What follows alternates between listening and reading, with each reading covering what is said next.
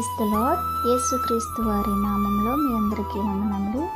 ఈరోజు దేవుని వాక్యం ప్రకటన గ్రంథము 20వ అధ్యాయము 15వ వచనం. ఎవని పేరైనను జీవ గ్రంథమందు వ్రాయబడినట్లు కనబడని ఎడల వాడు అగ్నిగుండంలో పడవేయబడును.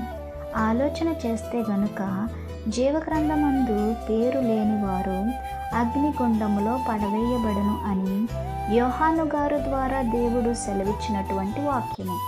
జీవగ్రంథములో విశ్వాసుల యొక్క పేర్లు ఉండాలి అంటే జీవగ్రంథములో మన పేరు ఉండాలి.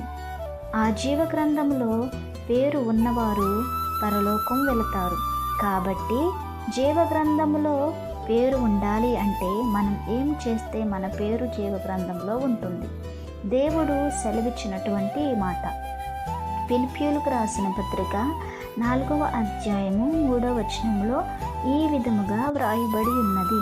సువార్తె పనిలో నాతో కూడా ప్రయాసపడు వారు గనుక వారికి సహాయము చేయమని నిన్ను వేడుకొనుచున్నాను.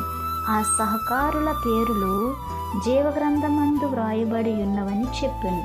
సువార్త పనిలో సువార్త ప్రకటన విషయములలో ఎవరైతే ప్రయాసపడతారో, నిజముగా విశ్వాసముగా ప్రకటించే వారికి ఎవరైతే సహకరిస్తారో, దేవుని యొక్క రాజ్య సువార్త వ్యాప్తిలో ఎవరైతే ప్రయాసపడతారో వారు అందరి పేర్లు కూడా జీవగ్రంథమందు వ్రాయబడి ఉన్నావని పౌలు గారు ఫిలిప్పు సంఘమునకు తెలియచేస్తున్నారు. కాబట్టి మనమందరము కూడా మన యొక్క పేర్లు జీవగ్రంథములో ఉండునట్లుగా మనమందరము కూడా సువార్త విషయములలో మనమందరము కూడా ప్రయాసపడదాము. దేవుడు మిమ్మును దీవించును గాక. ఆమేన్.